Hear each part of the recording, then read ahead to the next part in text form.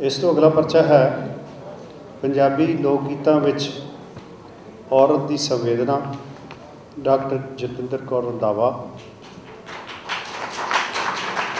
तशरीफ लै।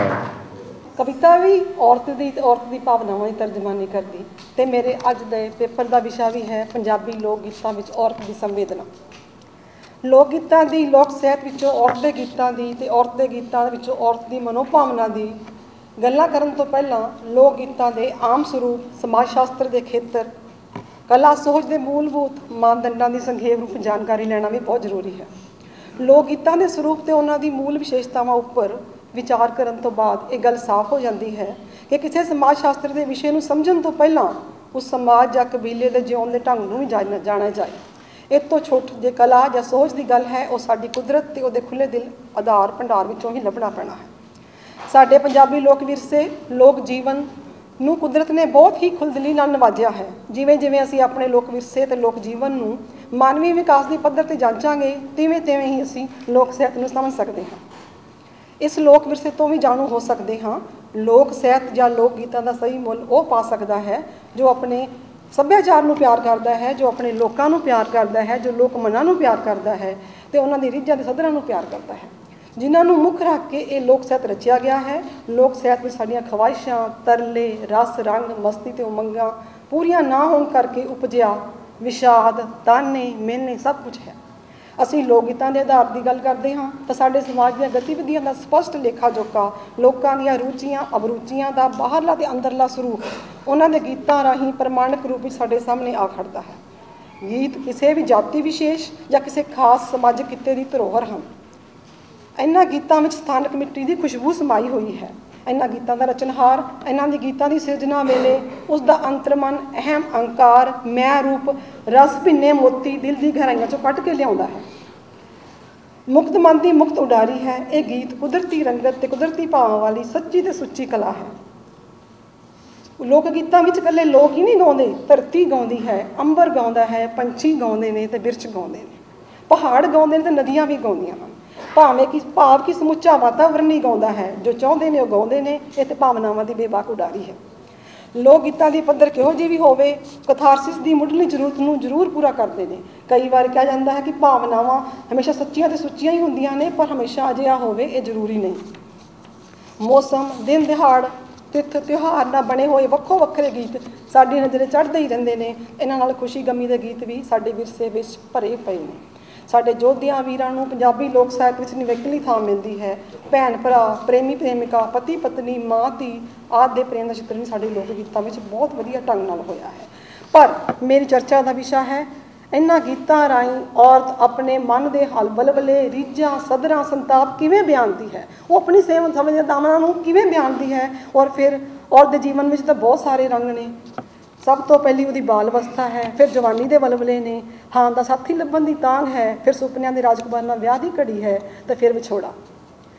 विछोड़े में दिन रात किवें लगाउंदी है। कदे विछोड़ा साडी समाजिक रूढ़ीवादी परंपरावां करके है, कदे सस ननाण दी खालू रुचियां करके है, तो कदे औरत पति के दूजी औरत के मोह विच पैण करके है।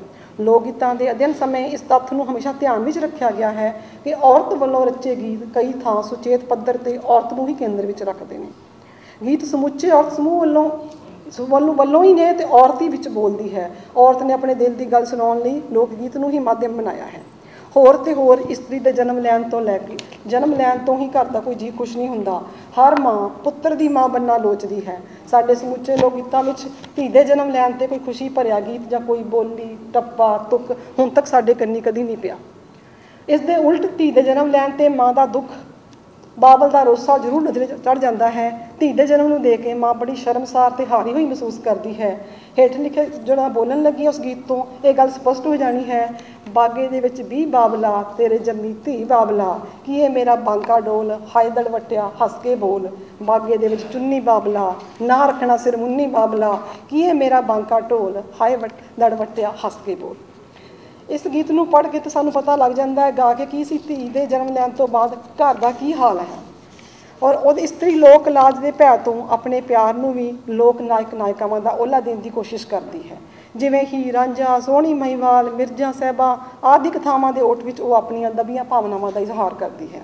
ਇਸਤਰੀ ਗੀਤਾਂ ਵਿੱਚ ਜ਼ਿਆਦਾਤਰ ਹੀਰ ਰਾਂਝਾ, ਸੋਹਣੀ ਮਹਿਮਾਲ, ਮਿਰਜ਼ਾ ਸਾਹਿਬਾਂ ਅਤੇ ਸੱਸੀ ਪੁੰਨੂ ਦੀ ਪ੍ਰੀਤ ਕਹਾਣੀਆਂ ਨੂੰ ਹੀ ਆਪਣੀ ਭਾਵਨਾ ਦੇ ਪ੍ਰਗਟਾਅ ਦਾ ਸਾਧਨ ਔਰਤਾਂ ਨੇ ਬਣਾਇਆ ਹੈ। ਉਹਨਾਂ ਨੇ ਆਪਣੀ ਗੱਲ ਇਹਨਾਂ ਇਤਿਹਾਸਿਕ ਪਾਤਰਾਂ ਦੇ ਮੂੰਹ ਹੀ ਕੀਤੀ ਹੈ। ਕਦੇ ਸੱਸੀ ਬਣ ਕੇ ਪੁੰਨੂ ਦੇ ਵਿਛੋੜੇ ਨੂੰ ਨਹੀਂ ਸਹਾਰਦੀ, ਤੜਪ ਜਾਂਦੀ ਹੈ, ਔਰ ਕਦੇ ਆਪਣੇ ਲੇਖਾਂ ਨੂੰ ਕੋਸ ਰਹੀ ਹੈ। ਇੱਕ ਗੀਤ ਇਹਦਾ ਉਦਾਹਰਨ ਬਹੁਤ ਸੋਹਣਾ ਹੈ। ਸੱਸੀ ਤੇ ਪੁੰਨੂ ਦੋ ਜਣੇ, ਕੋਈ ਉਨ ਪਰ ਦਰਦ ਸਵਾਲ ਵੇ, ਹਾਏ ਵੇ ਪੁੰਨੂ ਜ਼ਾਲਮਾ ਦਿਲਾਂ ਦਿਆਂ ਮਹਿਰਮਾ, ਸੁੱਤੀ ਨੂੰ ਛੋੜ ਕੇ ਨਾ ਜਾਣਾ ਹੀ ਵੇ। ਇਸਤਰੀ ਲੋਕ ਗੀਤਾਂ ਵਿੱਚ ਹੀਰ ਰਾਂਝੇ ਦੀ ਪ੍ਰੀਤ ਕਹਾਣੀ ਅਤੇ ਉਹਨਾਂ ਦੇ ਅੰਸ਼ਾਂ ਨੂੰ ਅਪਣਾਇਆ ਗਿਆ ਹੈ। ਜਿੱਥੇ ਹੀਰ ਰਾਂਝੇ ਲਈ ਬੇਲੇ ਵਿੱਚ ਭਟਕਦੀ ਫਿਰਦੀ ਹੈ, ਹੀਰ ਮੱਝੀਆਂ ਚਾਰਨ ਦਾ ਬਹਾਨਾ ਬਣਾ ਕੇ ਜੋ ਰੂਪ ਅਖਤਿਆਰ ਕਰਦੀ ਹੈ, ਉਹ ਜੋਗੀਆਂ ਨਾਲੋਂ ਘੱਟ ਨਹੀਂ। ਪੈਰੀ ਪਾਲੇ ਪਊਏ ਨੀ, ਹੱਥ ਵਿੱਚ ਫੜਨਾ ਗੜਵਾ ਨੀ, ਮੱਝੀਆਂ ਟੋਲ ਲਿਆਵਾਂ ਕੁੜੇ ਵਿੱਚ ਬੇਲੇ ਦੇ, ਪੈਰੋਂ ਖੁੱਲ੍ਹ ਗਏ ਪਊਏ ਨੀ, ਹੱਥ ਵਿੱਚੋਂ ਡਿੱਗਿਆ ਗੜਵਾ। ਤਾਂ ਪੀਲੂ ਅਸਲ ਵਿੱਚ ਜਗੀਰਦਾਰੀ ਪ੍ਰਬੰਧ ਵਿੱਚ ਔਰਤ ਦੇ ਪ੍ਰਤੀ ਦ੍ਰਿਸ਼ਟੀਕੋਣ ਨੂੰ ਵੀ ਆਪਣੀ ਜ਼ੁਬਾਨ ਦਿੰਦਾ ਹੈ। ਇਸਤਰੀਆਂ ਵੱਲੋਂ ਰਚਿਤ ਮਿਰਜ਼ਾ ਸਾਹਿਬਾਂ, ਅਸੀਂ ਮਿਰਜ਼ਾ ਸਾਹਿਬਾਂ ਜ਼ਿਆਦਾਤਰ ਪੁਰਸ਼ਾਂ ਵੱਲੋਂ ਰਚੇ ਪੜ੍ਹੇ ਨੇ, ਪਰ ਇਸਤਰੀ ਵੱਲੋਂ ਵੀ ਲਿਖਿਆ ਹੈ ਮਿਰਜ਼ਾ ਸਾਹਿਬਾਂ। ਮੈਂ ਉਹਦੀ ਉਦਾਹਰਨ ਦੇਣ ਦੀ ਕੋਸ਼ਿਸ਼ ਕਰ ਰਹੀ ਹਾਂ ਕਿ ਪੀਲੂ ਜਿਹੜਾ ਲਿਖਿਆ ਸੀ ਉਹਦੇ ਬਿਲਕੁਲ ਦੂਜੇ ਪਾਸੇ ਜਦੋਂ ਇਸਤਰੀਆਂ ਨੇ ਜਿਹੜਾ ਲਿਖਿਆ ਹੈ ਉਹਦਾ ਇੱਕ ਮੈਂ ਤੁਹਾਨੂੰ ਛੋਟਾ ਜਿਹਾ ਟੱਪਾ ਦੱਸਣਾ ਚਾਹੁੰਦੀ ਹਾਂ। ਉੱਚੇ ਤਾਂ ਦੱਬਿਓ ਇਹਨੂੰ ਵੇ ਵੀਰੋ, ਉੱਚੇ ਤਾਂ ਦੱਬਿਓ ਇਹਨੂੰ ਵੇ, ਕਿਤੇ ਨੀਵੇਂ ਨਾ ਦੱਬਿਓ ਮੈਨੂੰ ਵੇ, ਕਿਤੇ ਉੱਚੇ ਦਾ ਪਾਣੀ ਤਾਂ ਲੱਗ ਜਾਵੇ, ਕਿਤੇ ਜੱਗ ਵਿੱਚ ਰਾਜਦਾ ਹੀ ਨਾ ਵੇ। ਜਦ ਕਿ ਖਲਨਾਇਕਾ ਬਣਾਇਆ ਗਿਆ ਮਿਰਜ਼ਾ ਨੂੰ ਸਾਰੇ ਦੂਜੇ ਕਿੱਸਾਕਾਰਾਂ ਵੱਲੋਂ, ਜਿਹੜੇ ਪੁਰਸ਼ਾਂ ਨੇ ਲਿਖੇ ਗੀਤ ਨੇ, ਪਰ ਔਰਤ ਦੇ ਲਿਖੇ ਹੋਏ ਗੀਤਾਂ ਦੇ ਵਿੱਚ ਉਹ ਆਪਣੇ ਆਪ ਨੂੰ ਆਪਣੀ ਕਿਸ ਤਰ੍ਹਾਂ ਆਪਣੀ ਤਰਜਮਾਨੀ ਕਰਦੀ ਹੈ। ਦੂਜਾ ਗੀਤ ਵੀ ਹੈ ਵੇ ਨਾ ਮੇਰਿਓ ਵੀਰੋ ਬਾਰੀ ਵੇ ਮੇਰਿਓ ਵੀਰੋ, ਮੇਰੇ ਮਿਰਜ਼ੇ ਨੂੰ ਹੱਥ ਨਾ ਲਾਇਓ ਜੀ। ਤਾਂ ਇਸ ਤਰ੍ਹਾਂ ਕੁੜੀ ਦੇ ਜਵਾਨ ਹੁੰਦਿਆਂ ਹੀ ਮਾਪਿਆਂ ਨੂੰ ਫਿਕਰ ਪੈ ਜਾਂਦਾ ਹੈ ਕਿ ਉਹ ਕੁੜੀ ਨੂੰ ਸਹੁਰੇ ਤੋਰਨ ਦਾ ਵਕਤ ਆ ਗਿਆ ਹੈ। ਉਹ ਧੀ ਨੂੰ ਵਿਦਾ ਕਰਨ ਵਿੱਚ ਸੁਚੱਜੇ ਵਰ ਦੀ ਭਾਲ ਕਰਨਾ ਸ਼ੁਰੂ ਕਰ ਦਿੰਦੇ ਨੇ। ਉਹਨਾਂ ਦੀ ਸੁਚੱਜੀ ਭਾਲ ਤੇ ਧੀ ਦਾ ਅਗਲਾ ਸਾਰਾ ਜੀਵਨ ਨਿਰਭਰ ਕਰਦਾ ਹੈ। ਅਗਰ ਵਰ ਤੇ ਘਰ ਚੰਗੇ ਮਿਲ ਜਾਣ ਤਾਂ ਜ਼ਿੰਦਗੀ ਸਵਰ ਜਾਂਦੀ ਹੈ, ਤਾਂ ਨਹੀਂ ਜ਼ਿੰਦਗੀ ਸਾਰੀ ਉਮਰ ਸੰਤਾਪ ਦਾ ਘਰ ਬਣ ਜਾਂਦੀ ਹੈ। ਤਾਂ ਉਹ ਆਪਣੇ ਬਾਬਲ ਨੂੰ ਕਿਵੇਂ ਆਪਣੇ ਵੱਲ ਟੋਲਣ ਵਾਸਤੇ ਕਹਿੰਦੀ ਹੈ, ਦਈ ਮੈਂ ਬਾਬਲਾ ਉਸ ਘਰੇ ਜਿਸ ਘਰ ਸੱਸ ਭਲੀ ਪ੍ਰਧਾਨ, ਸਹੁਰਾ ਸਰਦਾਰ ਹੋਵੇ, ਡਾਹ ਪੀੜਾ ਬਹਿੰਦੀ ਸਾਹਮਣੇ ਵੇ, ਮੱਥੇ ਕਦੇ ਨਾ ਪੱਟ ਪਾਉਂਦੀ, ਬਾਬਲ ਤੇਰਾ ਪੁੰਨ ਹੋਵੇ। ਅਤੇ ਇਸੇ ਤਰ੍ਹਾਂ ਕੁੜੀ ਐਸੇ ਘਰ ਦੀ ਮੰਗ ਕਰਦੀ ਹੈ ਜਿੱਥੇ ਰਿਜ਼ਕ ਵੀ ਚੰਗਾ ਹੋਵੇ ਅਤੇ ਗਹਿਣੇ ਕੱਪੜਿਆਂ ਦੀ ਵੀ ਕਮੀ ਨਾ ਹੋਵੇ। ਸਭ ਤੋਂ ਪਹਿਲੀ ਗੱਲ, ਸੱਸ ਵੀ ਭਲੀ ਹੋਵੇ, ਕਿਉਂਕਿ ਗੁਜ਼ਾਰ ਸੱਸ ਦੇ ਨਾਲ ਹੀ ਕਰਨਾ ਹੈ। ਕੁੜੀ ਨੂੰ ਵਿਆਹ ਦਾ ਭਾਵੇਂ ਕਿੰਨਾ ਵੀ ਚਾਅ ਹੋਵੇ, ਲੱਖ ਲੱਖ ਰੀਝਾਂ ਹੋਣ, ਪਰ ਮਾਪਿਆਂ, ਭੈਣ ਭਰਾਵਾਂ, ਸਖੀਆਂ ਸਹੇਲੀਆਂ ਨੂੰ ਛੱਡ ਕੇ ਜਾਣ ਦਾ ਦੁੱਖ ਵੀ ਕੋਈ ਥੋੜ੍ਹਾ ਨਹੀਂ। ਮਾਂ ਪਿਓ ਨੂੰ ਦਲਗੀਰ ਤੇ ਨਿਆਉਂਦਿਆਂ ਦੇਖ ਕੇ ਉਹ ਭੁੱਬੀ ਰੋ ਪੈਂਦੀ ਹੈ।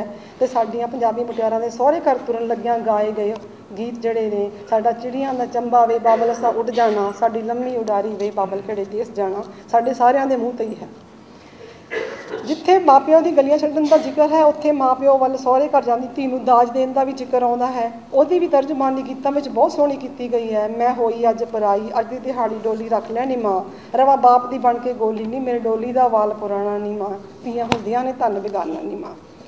ਪਰ ਹੁਣ ਵਿਸ਼ਾ ਆਉਂਦਾ ਹੈ ਕਿ ਉਹਨੂੰ ਵਰ ਘਰ ਕਿਹੋ ਜਿਹਾ ਮਿਲਿਆ ਹੈ। ਜੇ ਕਿਤੇ ਉਹਦੇ ਹਾਣ ਦਾ ਹੋਵੇ, ਸਿਆਣਾ ਹੋਵੇ, ਤਾਂ ਕੁੜੀ ਵਾਰੀ ਵਾਰੀ ਮਾਪੇ ਧੰਨਵਾਦ ਕਰਦੀ ਹੈ।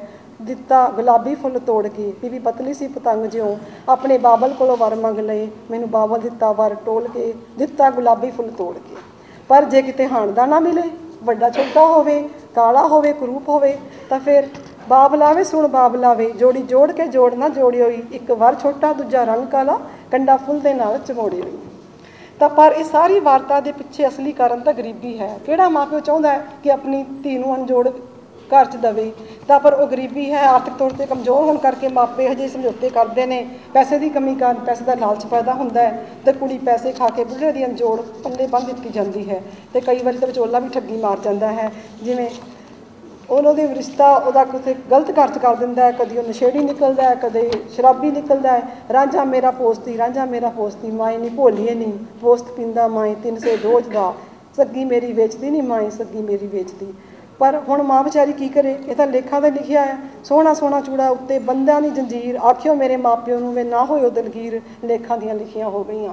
ਆਖਰ ਸਮਝੌਤਾ ਤਾਂ ਕਰਨਾ ਹੀ ਪੈਣਾ ਹੈ। ਸ਼ਿਕਾਇਤ ਥੋੜ੍ਹੀ ਜਿਹੀ ਕੀਤੀ ਹੈ ਗੀਤ ਰਾਹੀਂ, ਕਿਉਂਕਿ ਔਰਤ ਦਾ ਕੰਮ ਹੈ ਰੋਣਾ ਵੀ ਤਾਂ ਵੀ ਗੀਤ ਰਾਹੀਂ, ਹੱਸਣਾ ਤੇ ਉਹ ਵੀ ਗੀਤ ਰਾਹੀਂ, ਦੁੱਖ ਵੀ ਬਿਆਨ ਕਰਨਾ ਤੇ ਗੀਤ ਰਾਹੀਂ। ਤਾਂ ਸੋਹਣੀ ਤੇ ਆਖਿਓ ਮੇਰੇ ਮਾਪਿਓ ਨੂੰ ਵੇ ਨਾ ਹੋਇਓ ਦਲਗੀਰ, ਆਖਰ ਲੇਖਾਂ ਦੀਆਂ ਲਿਖੀਆਂ ਉਹਨੂੰ ਮੰਨਣੀਆਂ ਪੈਣੀਆਂ ਨੇ, ਅਤੇ ਆਪਣੇ ਮਾਪਿਓ ਨੂੰ ਹੌਸਲਾ ਦੇਣਾ ਇੱਕ ਔਰਤ ਦੀ ਜਿਵੇਂ ਸੰਵੇਦਨਾ ਹੀ ਬਣ ਗਈ ਹੈ। ਤਾਂ ਦੂਜਾ, ਪਰਦੇਸ ਜਾਂਦੇ ਪਤੀ ਦੇ ਵਿਛੋੜੇ ਤੋਂ ਵੀ ਉਤਪੰਨ ਜਿਹੜਾ ਵਿਸ਼ਾਦ ਹੈ, ਉਹਦੇ ਗੀਤਾਂ ਦੇ ਵਿੱਚ ਬਹੁਤ ਹੀ ਕਮਾਲ ਉਹਨਾਂ ਨੇ ਲੋਕ ਗੀਤਾਂ 'ਚ ਜਿਵੇਂ ਬਿਆਨ ਕੀਤਾ ਹੈ। ਅੱਖੀਆਂ ਡੁੱਲ ਡੁੱਲ ਪੈਂਦੀਆਂ ਨੇ, ਪਤੀ ਨੂੰ ਰੋਕਣਾ ਚਾਹੁੰਦੀ ਹੈ, ਸਹੁਰੇ ਘਰ ਦੇ ਜੀਅ ਨੂੰ ਉਹਦੇ ਵਿਛੋੜੇ ਵਿੱਚ ਚੰਗੇ ਨਹੀਂ ਲੱਗਦੇ, ਪਰ ਆਪਣਾ ਦੁੱਖ ਸੱਸ ਅੱਗੇ ਕਿਵੇਂ ਸੁਣਾਉਂਦੀ ਹੈ। ਵਿਹੜੇ ਤੇਰੇ ਸੱਸੇ ਡੇਕਾਂ ਨਹੀਂ ਫੁੱਲੀਆਂ, ਫੁੱਲ ਲੱਗੇ ਗੁੱਲਾਂ ਨਾਰੀ ਨੀ ਹਮਦਰਦ ਨੇ, ਫੁੱਲ ਲੱਗੇ ਗੁੱਲਾਂ ਨਾਰੀ, ਪੁੱਤ ਦਾ ਤੇਰਾ ਸੱਸੇ ਰਾਜੇ ਦਾ ਨੌਕਰ, ਕਿਹਦੇ ਵੱਲ ਵੇਖ ਕੇ ਜੀਵਾਂ। ਤਾਂ ਇਸ ਤਰ੍ਹਾਂ ਉਹਦੀਆਂ ਮਨੋਗੁੰਝਲਾਂ ਬੜੇ ਹੀ ਵਧੀਆ ਤਰੀਕੇ ਨਾਲ ਸਾਡੇ ਸਾਹਮਣੇ ਆਉਂਦੀਆਂ ਨੇ। ਤਾਂ ਆਪਣੇ ਪਤੀ ਨੂੰ ਰੋਕਣ ਦੀ ਵੀ ਬਹੁਤ ਕੋਸ਼ਿਸ਼ ਕਰਦੀ ਹੈ, ਪਰ ਕੀ ਕਰ ਸਕਦੀ ਆ। ਔਰ ਇਸੇ ਤਰ੍ਹਾਂ ਦੁਆਬੇ ਦੇ ਸਭ ਤੋਂ ਪ੍ਰਭਾਵਸ਼ਾਲੀ ਗੀਤ ਉਹ ਨੇ ਜਿਨ੍ਹਾਂ ਵਿੱਚ ਦੁਆਬਣਾ ਪਰਦੇਸੀ ਗਏ ਨੌਕਰ ਦੇ ਵਿਛੋੜੇ ਨੂੰ ਤੀਬਰਤਾ ਨਾਲ ਮਹਿਸੂਸ ਕਰਦੀਆਂ ਨੇ। ਦੁਆਬੇ ਵਿੱਚ ਕੰਢੀ ਦਾ ਇਲਾਕਾ ਆਰਥਿਕ ਤੌਰ 'ਤੇ ਪਛੜਿਆ ਹੋਣ ਕਰਕੇ, ਜ਼ਮੀਨ ਉਪਜਾਊ ਅਤੇ ਘੱਟ ਉਪਜਾਊ ਹੋਣ ਕਰਕੇ ਲੋਕਾਂ ਨੂੰ ਇਹੋ ਜਿਹੇ ਪੁਰਾਣੇ ਸਮੇਂ ਤੋਂ ਹੀ ਬਾਹਰ ਜਾਣਾ ਪੈਂਦਾ ਸੀ ਅਤੇ ਉਹਨਾਂ ਦੇ ਤਰਲੇ ਦੇ ਵਿੱਚ ਬਹੁਤ ਸਾਰੇ ਗੀਤ ਰਚੇ ਗਏ। ਕਹਿਣ ਨੂੰ ਤਾਂ ਬੜਾ ਕੁਛ ਹੈ, ਪਰ ਟਾਈਮ ਦਾ ਵੀ ਮੈਨੂੰ ਧਿਆਨ ਹੈ। ਮੈਂ ਇੱਥੇ ਹੀ ਸੰਖੇਪ ਕਰਦੀ ਹਾਂ ਆਪਣੀ ਇੱਕ ਕਵਿਤਾ ਦੇ ਪੈਰੇ ਨਾਲ, ਕਿਉਂਕਿ ਮੈਂ ਪਹਿਲਾਂ ਹੀ ਕਿਹਾ ਸੀ ਮੇਰਾ ਸ਼ੌਂਕ ਕਵਿਤਾ ਕਰਨਾ ਹੈ ਅਤੇ ਉਹ ਵੀ ਔਰਤ ਦੀ ਸੰਵੇਦਨਾਵਾਂ ਦੀ। ਪਰ ਮੇਰੇ ਅੰਦਰਲੀ ਔਰਤ ਇੰਨੀ ਕਮਜ਼ੋਰ ਨਹੀਂ, ਅਤੇ ਮੈਂ ਥੋੜ੍ਹੇ ਜਿਹਾ ਹਟ ਕੇ ਜਿਹੜੀ 4 ਲਾਈਨ ਦੱਸਣਾ ਚਾਹੁੰਦੀ ਹਾਂ ਕਿ ਮੈਂ ਵੇਲ ਹਾਂ ਲਿਪਟੀ ਹਾਂ ਤੇਰੇ ਆਸਰੇ, ਪਰ ਕਮਜ਼ੋਰ ਨਹੀਂ ਹਾਂ।